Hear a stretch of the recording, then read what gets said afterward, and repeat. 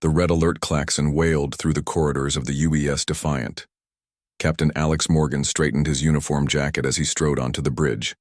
The crew snapped to attention, their faces tight with tension.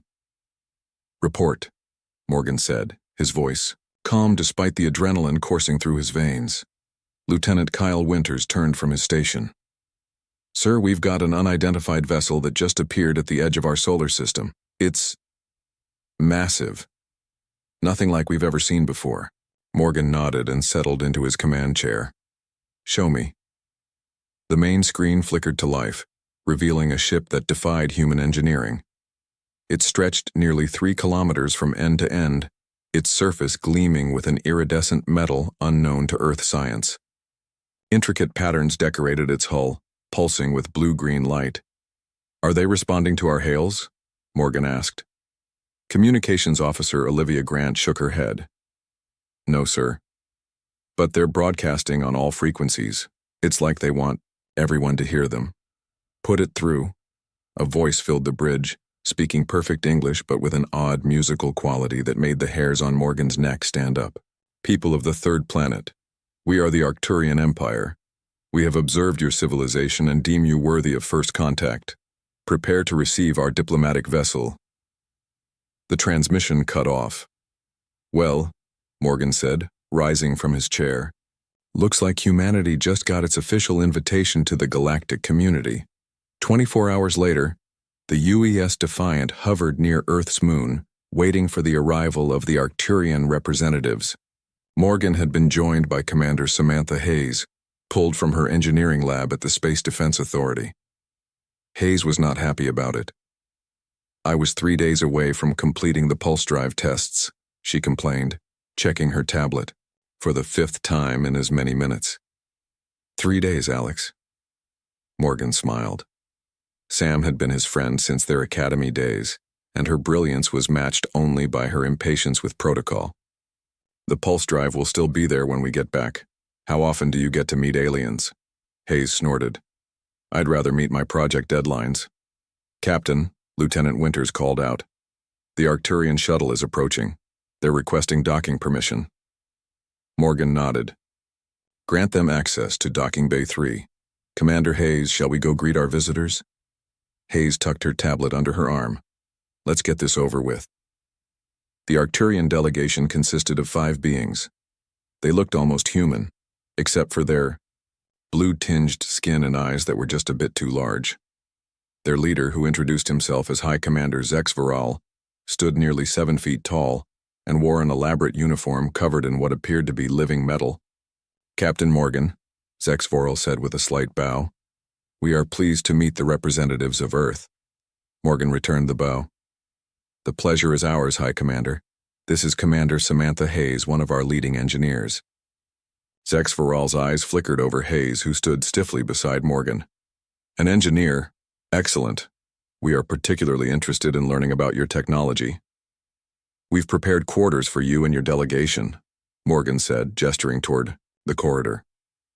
"And we have a conference room ready for discussions." Zexvoral smiled, revealing teeth that were just a bit too sharp. "Actually, Captain, we would prefer to see your engine room first.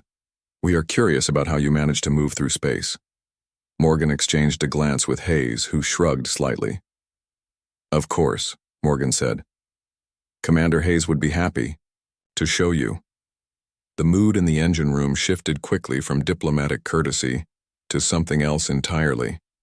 Zexvoral and his engineers circled the Defiant's propulsion system, their expressions growing increasingly amused.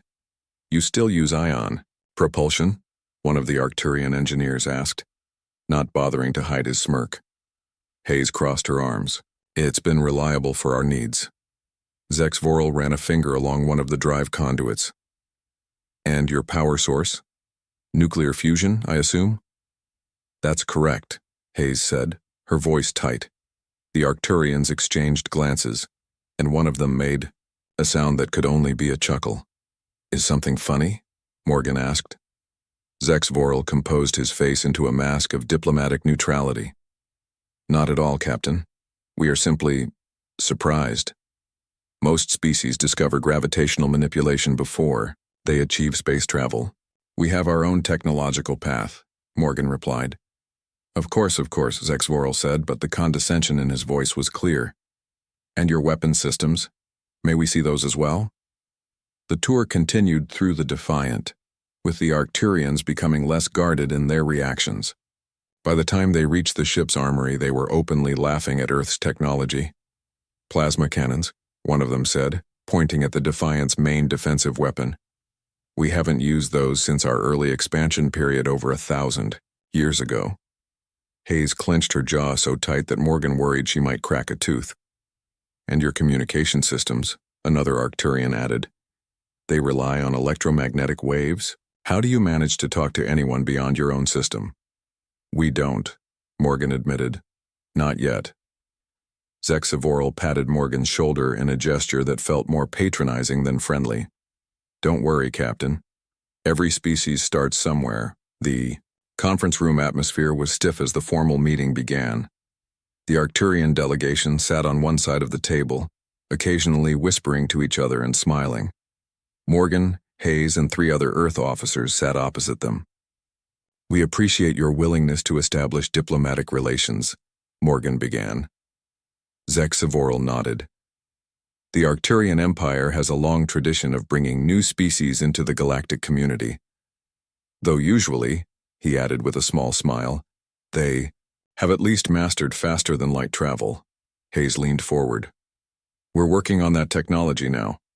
Our theoretical models suggest theory is one thing, Zexvoral interrupted.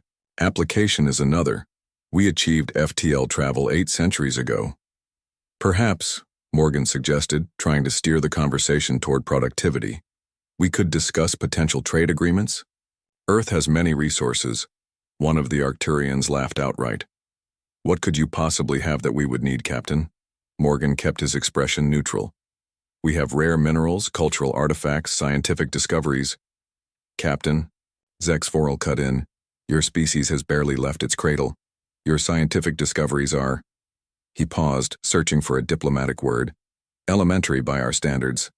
The Arcturian to his left whispered something, and Zexvoral smiled. My colleague suggests that trading with Earth would be like trading with children who offer crayon drawings in exchange for starships. The silence that followed was broken only by the sound of Hayes's tablet pen snapping in her grip. As the Arcturian delegation prepared to return to their ship, Zexvoral handed Morgan a small device. This is a communicator linked to our monitoring outpost. We're establishing it at the edge of your system. You're leaving someone behind? Morgan asked. Just a small observation team, Zexvoral said. Standard procedure for new contact species. They'll check on your progress occasionally.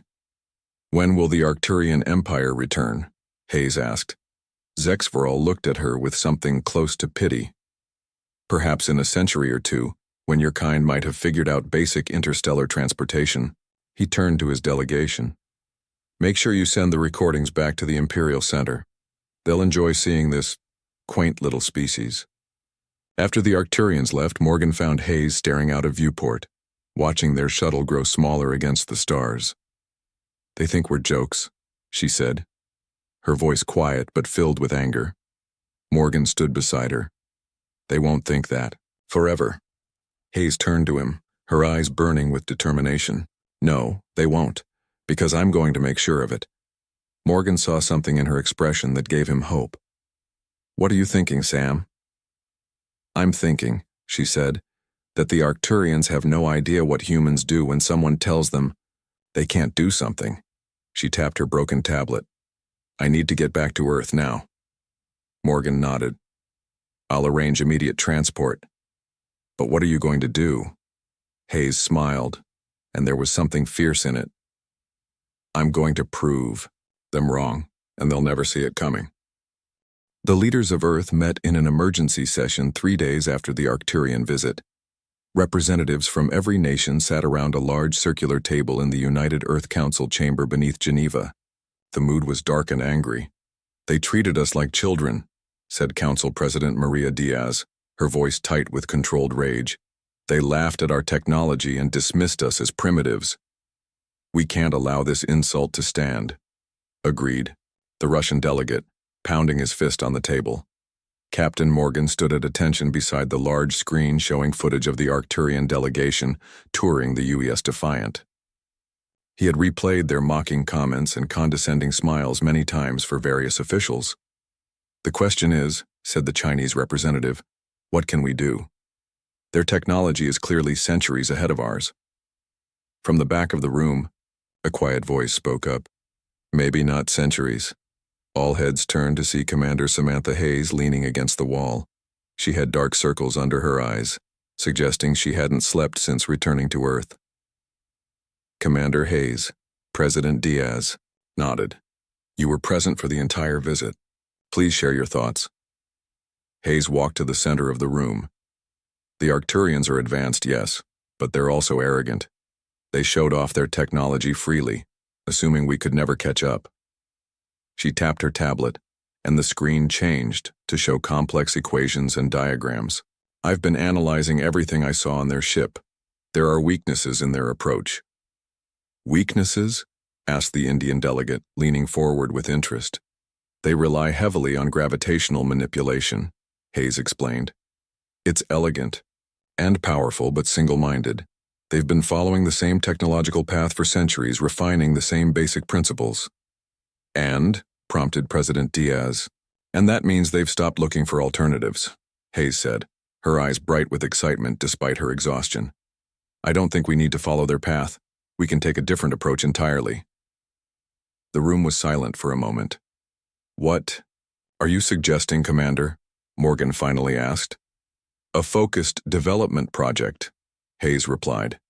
"Give me the resources, the best minds on the planet, and 3 years. I believe we can develop technology that will not just match the Arcturians, but surprise them."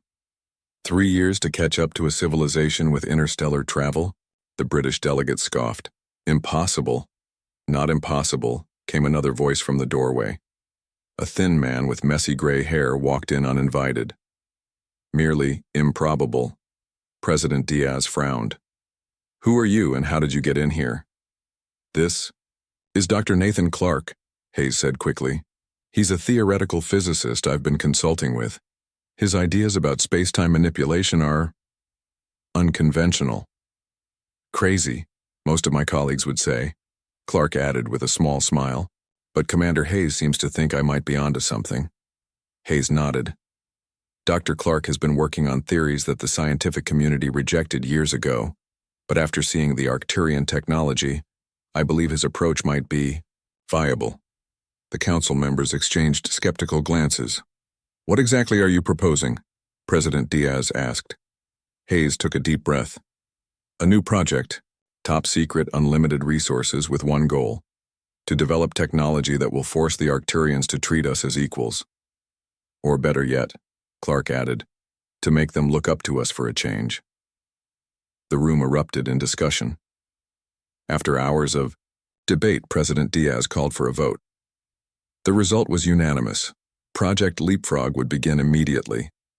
6 months later, Hayes stood in front of a massive hangar door, deep beneath the Pacific Ocean. The facility had been built in record time, using resources from every major nation on Earth. Captain Morgan stood beside her. "Are you sure about this location?" Morgan asked, looking around at the underwater base. "It's perfect," Hayes replied. "Shielded from detection, unlimited cooling from the ocean, and if anything goes wrong..." She made an exploding gesture with her hands. "That's not exactly reassuring," Morgan said with a wry smile. "Shall we?" Hayes pressed her palm to the scanner and the huge doors began to slide open. Inside, over 300 scientists and engineers from around the world were already hard at work. Lab spaces and construction areas stretched as far as the eye could see. In the center was a large open area where Dr. Clark was directing the setup of complex equipment. "Nathan," Hayes called out, "show the captain what we've been working on." Clark looked up from his work and grinned. He had more energy now, his eyes bright with purpose. "Alex, good to see you again. Come." He led them to a holographic display showing a strange device, a series of rings surrounding a central core. "This," Clark said proudly, "is going to change everything." "What am I looking at?" Morgan asked. "We're calling it the displacement drive," Hayes explained. It's based on Dr. Clark's theories about space-time manipulation. In simple terms, Clark added, instead of moving through space like conventional engines, this system moves space around the vessel. Morgan frowned. Like folding space? Not exactly, Hayes said. More like shifting it. The ship stays relatively still while space itself moves. The math is quite beautiful, Clark continued, his hands moving excitedly. We're essentially creating a bubble of altered space-time that… Nathan, Hayes interrupted gently. The short version, please. Clark smiled sheepishly. Right. Basically, Captain, if this works, we could reach Jupiter in seconds. Morgan's eyes widened. Seconds? That's faster than even the Arcturians demonstrated. Much faster, Hayes agreed with a small smile. And that's just the beginning. A young engineer approached them holding a tablet. Commander Hayes, we've received another transmission from the Arcturian outpost. Hayes took the tablet and read the message aloud. Greetings, primitive friends. It has been half a planetary rotation since our first contact. We hope you are making progress with your charming little ships. Perhaps in another decade, you might achieve reliable travel to your neighboring planets. Her jaw tightened as she handed the tablet back. They send these check-in messages monthly, always with the same patronizing tone. Let them mock, Clark said, his voice unusually serious. They have no idea what's coming. Hayes nodded and turned to Morgan. How are the pilot selections coming along? Nearly complete, Morgan replied. We've chosen the best from every space program on Earth. They're being briefed now on the theoretical aspects without knowing the full scope of the project yet. Good, Hayes said. Because once we build this drive, we'll need a ship to put it in, and we'll need someone to command that ship. Morgan raised an eyebrow. Are you asking me what I think you're asking? Hayes smiled. The UES reckoning will need a captain who's already faced the Arcturians once. Someone who won't be intimidated. The reckoning, Morgan repeated. Strong name. I thought it was appropriate. Hayes gazed at the holographic display, where the virtual displacement drive spun slowly. 3 years, Alex. In 3 years, we'll be ready to show the Arcturians exactly what humanity can do. Above them, projected on the main wall of the facility, a countdown clock ticked steadily forward. 1,094 days to go. The race to change humanity's future had begun. 3 years passed in a blur of work, failures, breakthroughs, and more work. The underwater facility expanded as Project Leapfrog grew. Countries that had once been enemies now shared their best scientists and resources. Earth had united with a common purpose, to earn the respect of the stars. Commander Samantha Hayes stood on the observation deck, watching as technicians put the finishing touches on the UES reckoning. The ship was smaller than most military vessels, only about 120 meters long. Its sleek black hull absorbed light rather than reflecting it. Most of its internal space was dedicated to the displacement drive and its power systems. Beautiful, isn't she? Dr. Clark joined Hayes at the window. His hair had more gray now and new lines marked his face, but his eyes still held the same excited spark. She's perfect, Hayes agreed. Small enough to be dismissed as non-threatening, but powerful enough to change everything. Commander Hayes, Dr. Clark. Captain Morgan approached, now wearing the formal uniform of the United Earth Fleet. The final systems check is complete. The reckoning is ready. Hayes looked at the two men who had become her closest friends during the project.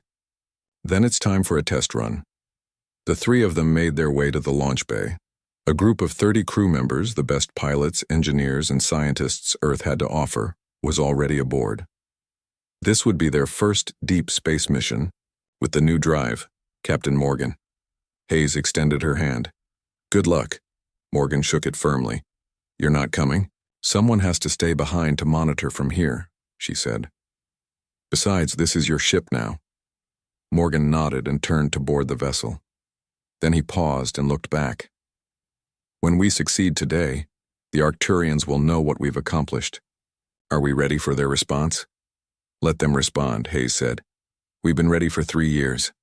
The UES Reckoning floated in Earth orbit, a small dark shape against the blue planet below. Inside the command center, Captain Morgan sat in the captain's chair, surrounded by his crew.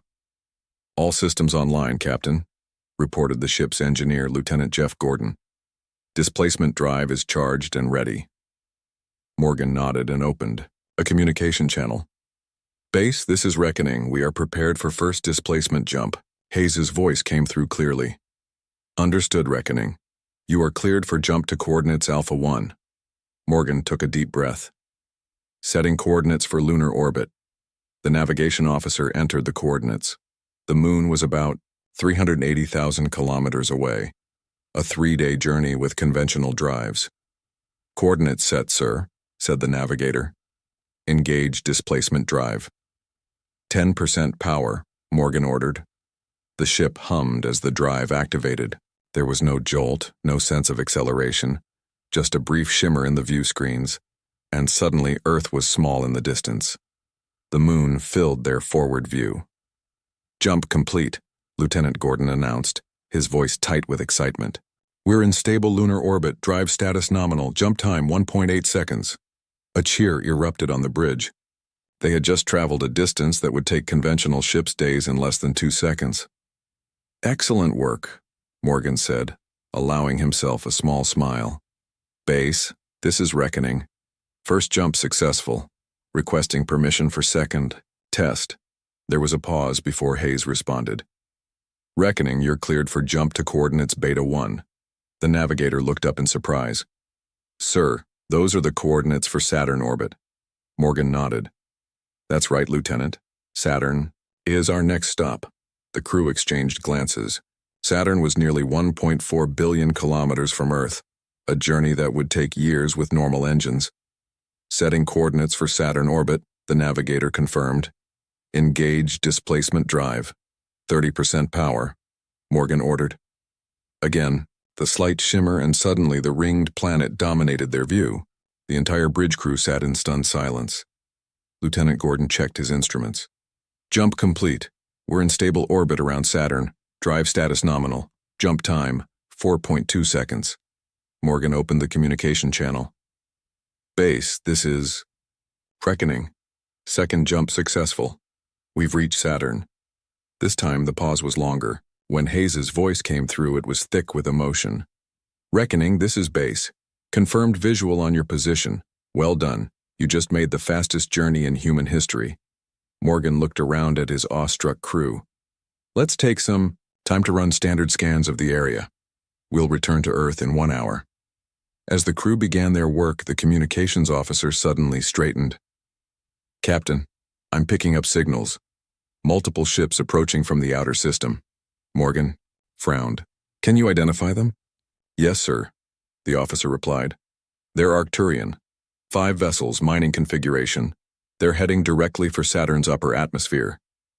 Morgan considered this news. The UES Reckoning had been designed primarily as a research vessel, though. It carried defensive weapons. Confronting Arcturian ships wasn't part of today's mission, but neither was standing by while aliens harvested resources from Earth's solar system without permission. "Open a channel to base," Morgan decided. Hayes appeared on the main screen. Morgan quickly explained the situation. "The Arcturians never mentioned mining operations in our system," Hayes said, her brow furrowed. "This is the first we're hearing of it." "Should we observe only?" Morgan asked. Hayes consulted with someone off-screen, then turned back. "Negative. This is Earth territory. If they're mining without permission, you're authorized to investigate and request they withdraw." "Understood," Morgan said. "We'll approach with caution." The communications officer raised her hand. "Captain, the Arcturian ships have detected us. They're hailing."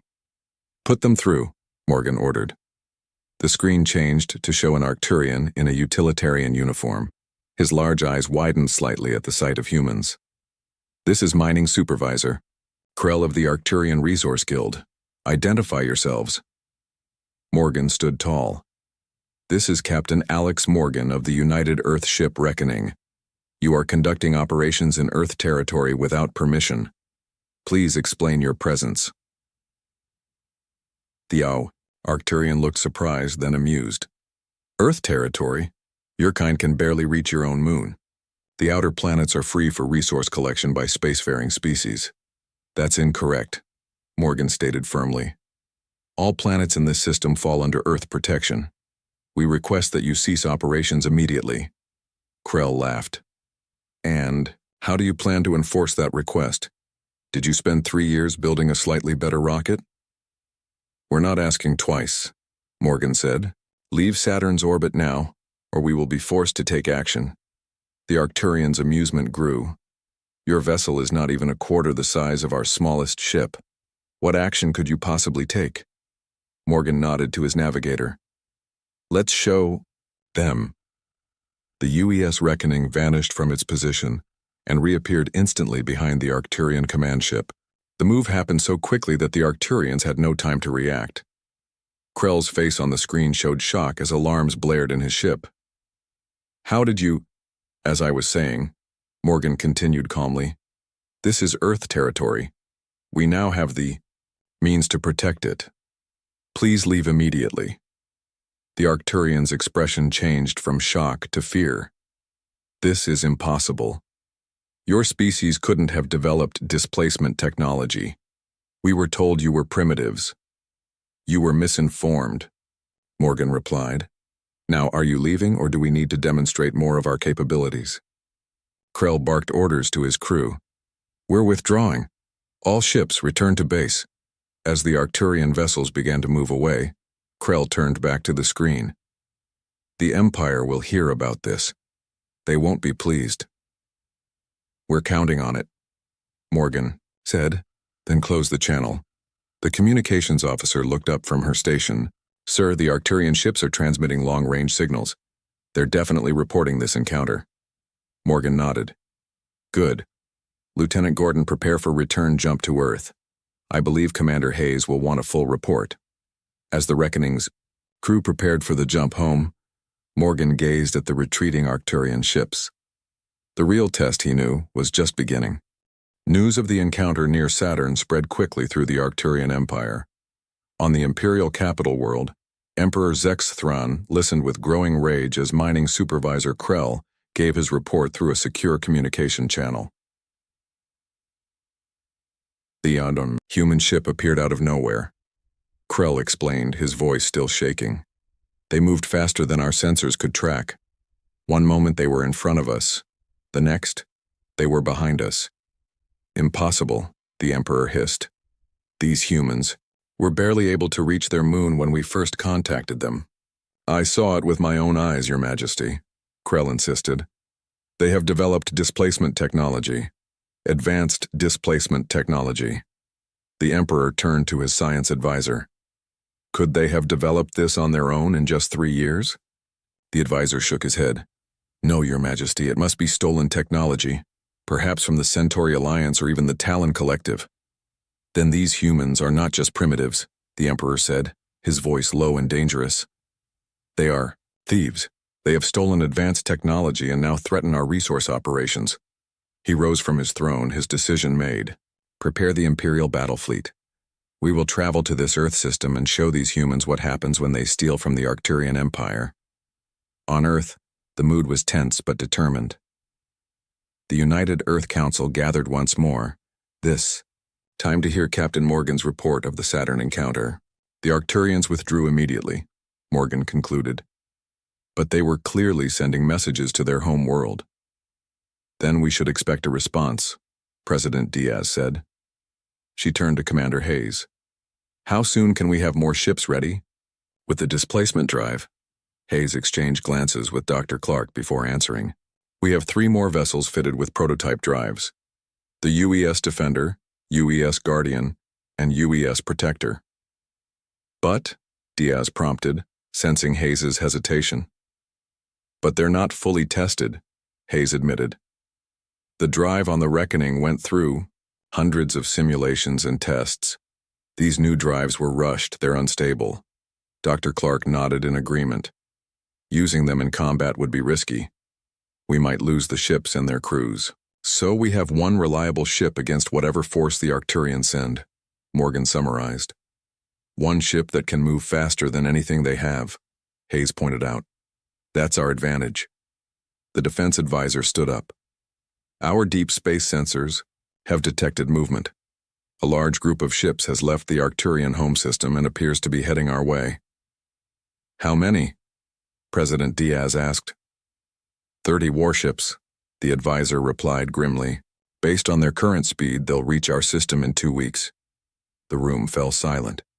Even with their new technology, Earth was clearly outnumbered. We should attempt to communicate, suggested the Japanese representative. Perhaps we can explain that we developed the technology ourselves. They won't believe us, Morgan said. The Arcturians see us as primitives. They'll assume we stole the technology. Then what do you suggest, Captain? Diaz asked. Morgan stood straight. We fight, not with numbers, but with strategy. The reckoning. Maybe just one ship, but it's a ship they can't catch or predict. A single ship against 30? The Chinese representative shook his head. That's suicide. Not necessarily, Hayes said, warming to Morgan's idea. If we use the displacement, drive creatively, we might have a chance. What do you mean? Diaz asked. Hayes walked to the central display and brought up a schematic of the reckoning. The displacement drive doesn't just move the ship from point A to point B. It manipulates space-time. We've only begun to explore its capabilities. Clark joined her at the display. Commander Hayes is right.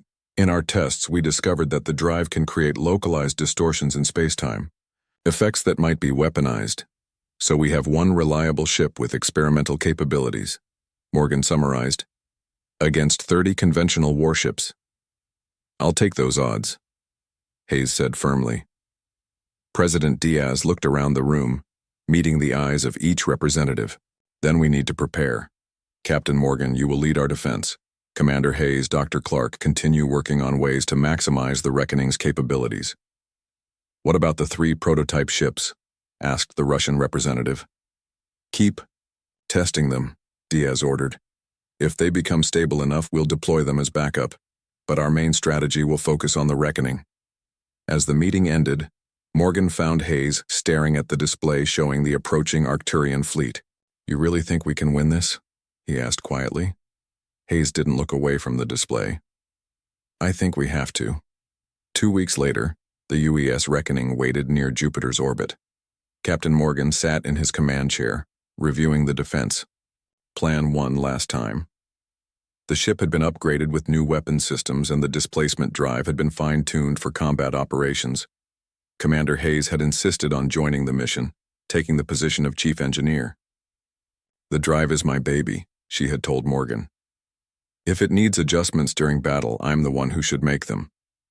Captain, the sensor officer called out. The Arcturian fleet has entered the solar system. They're moving past Neptune's orbit now, Morgan nodded. Any response to our hails? No, sir, the communications officer replied. They're ignoring all our messages. Then their intentions are clear, Morgan said grimly. They're not here to talk. Hayes entered the bridge from engineering. The drive is at full capacity. We've installed the new controller systems as planned. Good, Morgan said, because we're about to put your theories to the test. The main screen showed the approaching Arcturian fleet. 30 warships arranged in a standard attack formation. Each one was at least 5 times the size of the Reckoning. They're launching fighter craft, the sensor officer reported. Over 200 small vessels deploying from the main fleet. Morgan took a deep breath. Send a message to Earth. Operation Leapfrog is commencing. He turned to his crew. They were outnumbered and outgunned, but they had one advantage: the Arcturians couldn't match human ingenuity. All hands to battle stations, Morgan ordered. Prepare for our first jump. Hayes moved to her station, hands flying over the controls. Drive is ready, Captain. Target the lead ship, Morgan commanded. Let's show them what humanity can do. As the Arcturian fleet came within weapons range, the UES Reckoning disappeared from its position. The first move in a battle that would change the balance of power in the galaxy forever. Governor Catherine Bennett, head of Earth's Unified Defense Council, watched the battle begin from the command center on Earth. Around her, staff monitored the situation, their faces tight with tension. "May God help them," she whispered, as the single human ship engaged the mighty Arcturian fleet.